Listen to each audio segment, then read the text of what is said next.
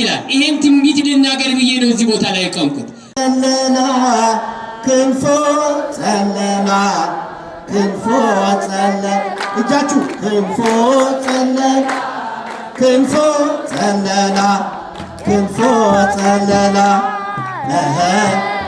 ተፈስሒ ለድንግል ይቤላ ተፈስሒ ድንግል ይቤላ ተፈስሒ ለድንግል ይቤላ ተፈስሒ ለድንግል ይቤላ ክንፎ ጸለላ ክንፎ ጸለላ ክንፎ ጸለላ ክንፎ ጸለላ ክንፎ ተፈስሒ ለድንግል ይቤላ ተፈስሒ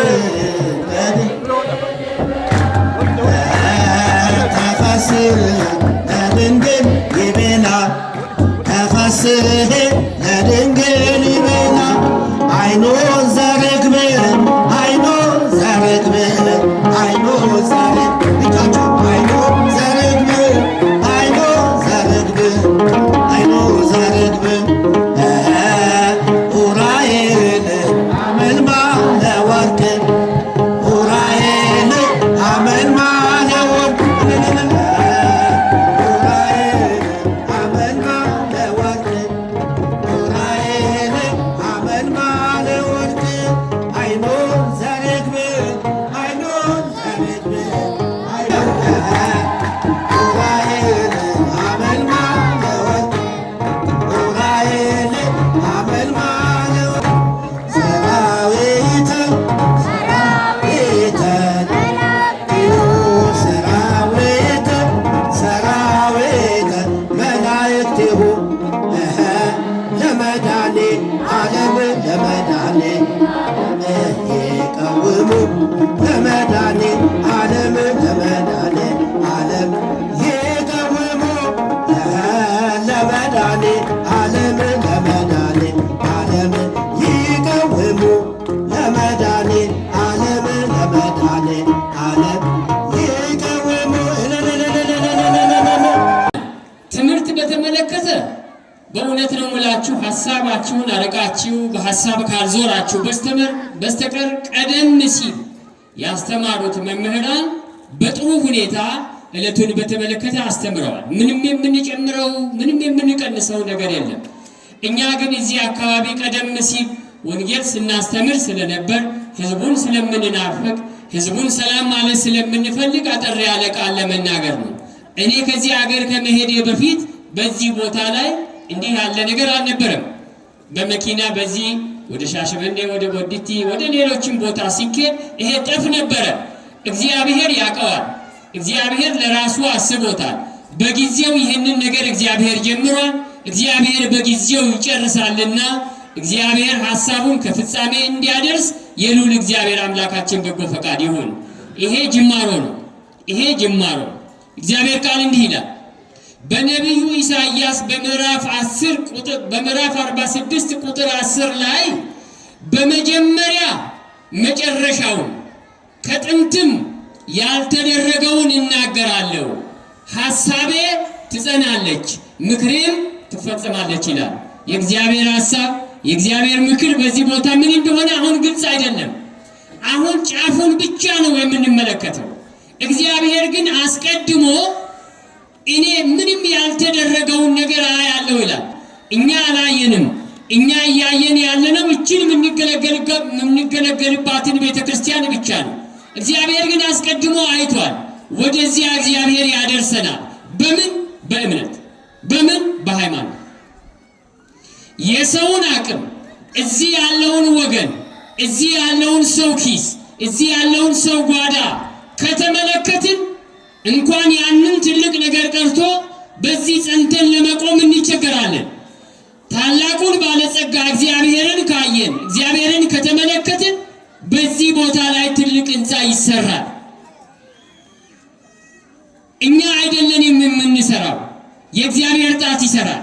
ምናልባት አሳይሎትር ሲዲዴቲ ኑአቋ ጤልኮ ኑዴሳ ኑዱሳ ጤልኮ ኑኪሲያ ጤልኮ እዚህ ቦታ ላይ ጠብ የሚል ነገር ለመስራት የምንችልበት አቅም የለንም። እግዚአብሔርን ካየን፣ የማይመረመር ዕውቀቱን ካየን፣ የሱን ጥበብ ካየን፣ የሱን ጊዜ ከጠበቅን ይሄ ነገር ይሆናል። እግዚአብሔር ምስክሬ ነው። በእልልታ ተቀበሉ፣ ይሆናል። መቼ ነው የሚሆነው? በእግዚአብሔር ቀን፣ በእግዚአብሔር ጊዜ፣ በእግዚአብሔር ፈቃድ። እናንተ ግን አንድ ነገር ልምከራችሁ። የእግዚአብሔር ቃል እንዲህ ይላል በምሳሌ 27 ቁጥር 14 ላይ በለስን የሚጠብቅ ፍሬዋን ይበላል፣ እግዚአብሔርን የሚጠብቅ ነባበከተካ መጽሐፍ ነባበከተተኝ ጮይ ቤተ ክርስቲያን የጾስ ሲምሪ ቤታ ይህን ጴንጤ ቢሆን አሁን ነው የሚናገረው። እግዚአብሔርን የሚጠብቅ ይከብራል ይላል። እግዚአብሔርን የሚጠብቅ ይከብራል። እግዚአብሔር እንደማይሰጥ ያዘገያል፣ እንደማያይም ዝም ይላል ይላሉ ሰለስቱ ምዕት። እንደማይሰጥ ያዘገያል።